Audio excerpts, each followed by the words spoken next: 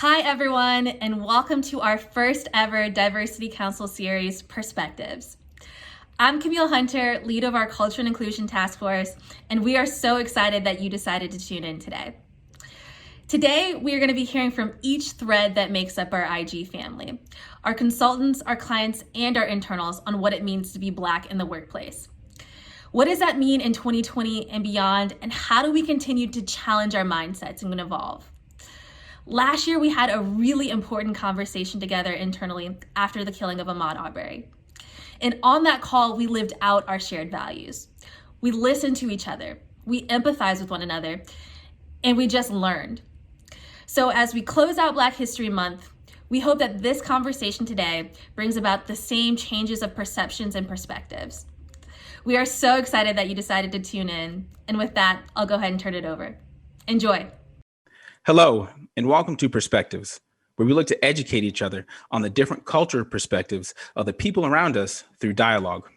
I'm your host, Ben Roberts. Today, we are talking about Black History Month. Our panelists are Ronald Skeet, Director, Jakelvin Laughinghouse, Delivery Manager, Marquise Whiteside, a Resource Manager, Anna McBride, Coworker Technology Manager, Winter Batiste, Professional Recruiter, Tyan Smith, Recruiter, and Mark Clark, a team manager. Let's jump right in. Ronald, I have a question for you, sir. I'd like to know, in what ways does being Black affect your day-to-day work life? And how is it different from, say, some of your other coworkers?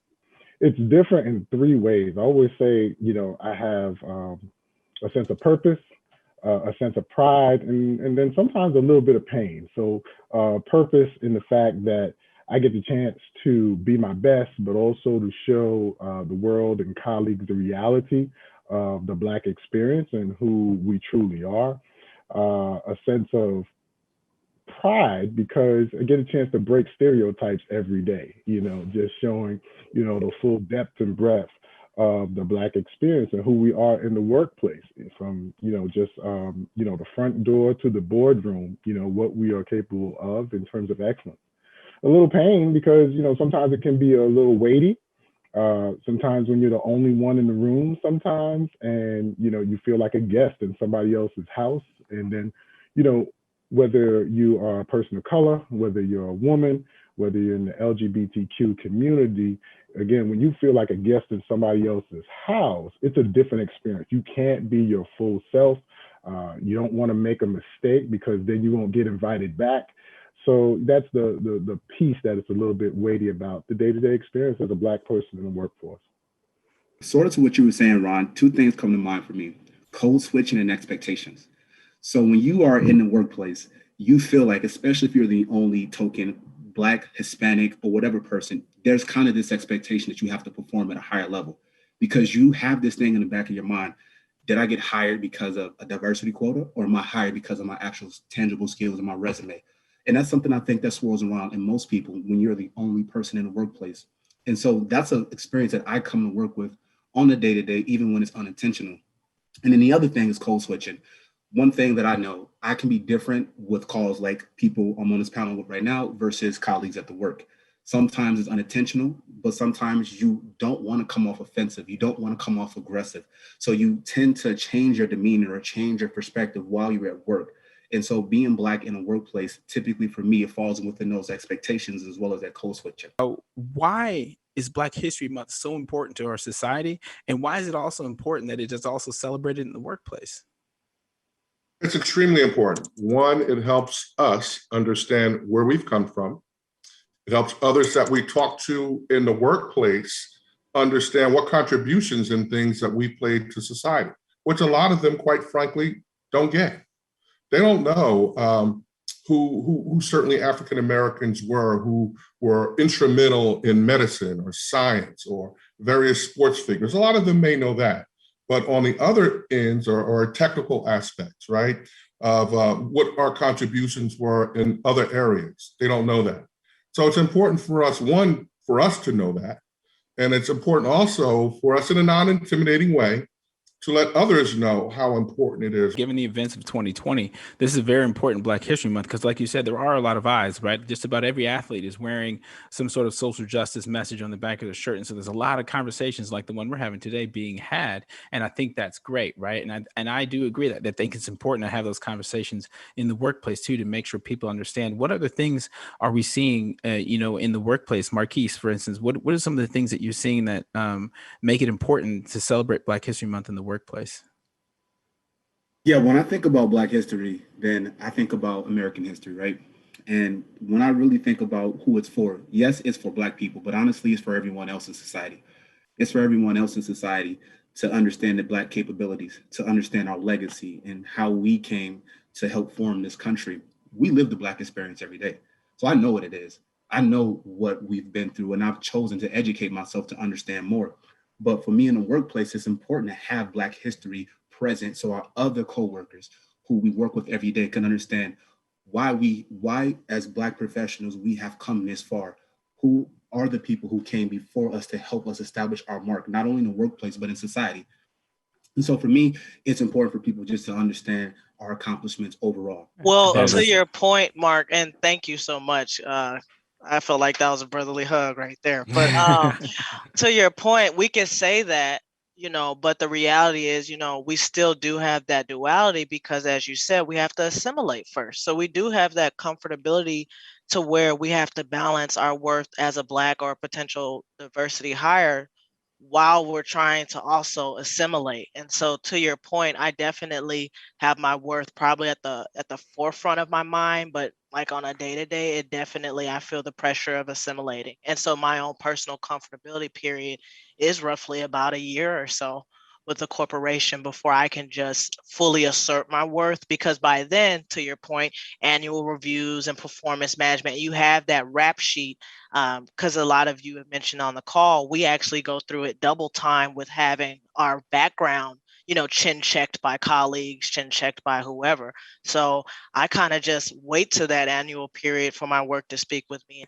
What does it look like for recruiting and hiring initiatives to see, pushing forth, let's hire more women, let's hire more Blacks, let's hire more Hispanics, Latinx people? Like, are we seeing that shift for recruiting and hiring at companies? Because I would like, just as well as our culture is kind of popular in the social realm, what if we started having that same kind of power in corporate America to diversify corporations and companies, like actually having our voice matter in corporate America? What is your why you for what wakes you up every day and makes you passionate about your job? And I will say it's very personal to each person, but mine specifically is I've always wanted to be someone who gives a voice to oppressed people. So I do know in recruiting and job hunting, you're putting your resume out there and your name is probably going to be the first thing that is out there. That's the only thing you can tell from a resume. And, a lot of names out there you can, probably profile or assume just based on that. I'm always making a point to always uplift and go after those names that, may be overlooked because of the name on the resume, or we have a face-to-face meeting with every single person we recruit, and it's always very interesting to me when I am talking to a woman or a person of color in IT, especially. I always really want to get a full understanding of their background, their perspective and everything, because I'm already a little bit more passionate. I don't discriminate on talents at all, but me personally, I do have a personal agenda to uplift those people that maybe don't have that much of a fair or equal chance, Anna. But I will say that that's something that I personally, that is my YU for in my job. I can't say that for everyone. Everyone doesn't look like me and everybody doesn't have that background or understanding of why this person specifically may need a little bit more help or representation or push. But that's kind of my take on it as a recruiter. And my call to action that I would have to, someone we may be doing business with is just always getting an understanding of what does their diversity look like within their company. So when I am recruiting these people, I'm able to kind of let them know what I am putting them into, just to have that seamless process there. That's just kind of my take on it. I think that's very important what you said, Winter. That's because that's what we call unconscious bias. And, so people can get overlooked by their names, like you said, they just fly that over. And I think IG leadership needs to make sure that, classes on diversity, unconscious bias, that those classes are available and push that out to all the leaders. So we have a good understanding, because sometimes we do things and we're not even aware of it. But that's my take on what leadership can do from a IG perspective, not only for internal leaders, but also consultants, because consultants themselves, we're representing the company as well, and we're dealing with clients. And so we got to make sure that we're not, having an unconscious bias, or we got to understand diversity. And so, those are the things I think IG leadership as well can make sure that we're having these trainings that can help break down these walls that certain leaders may have, and they don't know that they have. I know with the previous company that I came from, that was one of their big initiatives for their leaders. I mean, we went through all these different trainings, and when I took unconscious bias, I had my own bias against people that didn't look like me. I didn't even know. And so it helps break down those walls and those mindsets that we may have that we just don't even know. I've loved all this conversation today, and I think we've come away with a lot of great things, a lot of great points, a lot of things to talk about. But I want to give each of you guys an opportunity just to give me your final perspective on anything else that you want to let the people who are watching this know. I would go back to, and I want to talk a little bit about organizations too. I mean, hats off again to Insight Global. You folks are the prime example of what can happen and how companies can lead in this space. The new thing, if you see some of the information out there, is that how will companies bring people back to the workplace, right, post-pandemic? And the culture will be different. And things like this and perspectives really will help us to work together better as an organization. What I say is that, the challenge is, or the call to action is, we got to be serious about this, right? We have to, one, when a company wants to do something well, you invest in it, right? Then you associate resources in addition to that. So you add metrics to it as well to ensure that you're going to achieve the goals that you want to achieve. Through this process, I've learned about a company called PocStop. I don't know if you've heard about it as well. They help companies with diversity in media, and they actually, trying to be diverse, highlighted me in this Black History Month as somebody who wasn't a normal voice that would be heard or elevated in the public. And last but not least, most of you know I happen to work for the Salvation Army. And, as an organization, I was really happy to see how they stepped up, in the events of 2020, probably within 24 hours after the unfortunate case with George Floyd. They were one of the first ones to put out a message to say that this is unacceptable, to support the movement. They were a part of the march, and then started to put things in place, not only for, I sit on a diversity, equity, and inclusion task force, which is definitely something that companies should look into, but also diversifying not only voices, but also voices in leadership. I am totally appreciative of all of your perspectives that helped me. I think we had a gamut of different age groups and different perspectives. So it definitely helps me to grow personally. And I'll finish by saying this. I robbed a quote from Desmond Tutu. He said, "My humanity is bound in yours, for we can only be human together." So that goes into what JaKelvin was saying earlier.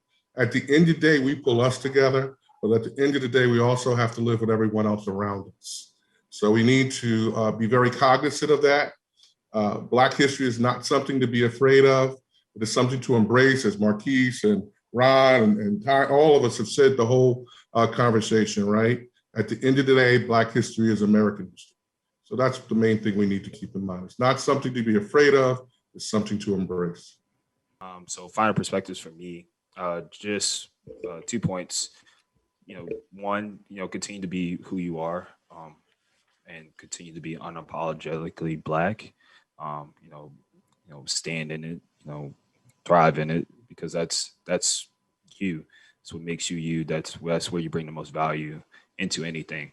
And then two, for the counterparts, our coworkers, stuff like that, be open and be understanding to things that you don't know.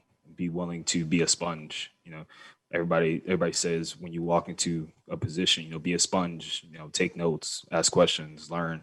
Do that as well with your fellow diverse counterparts. Like be a sponge to them. Like fully understand what it means to be, or try to understand what it means to be, who they are in this world. My final perspective, and all I want to say is that I agree with all of you guys, and it's great to have conversations like this, but I want to make sure people remember that there's no conversation too small.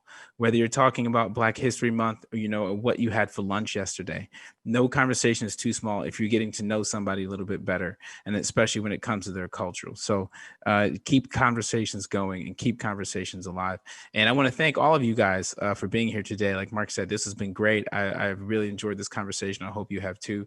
And I want to thank for you guys that are watching, and thank you guys for watching Perspectives.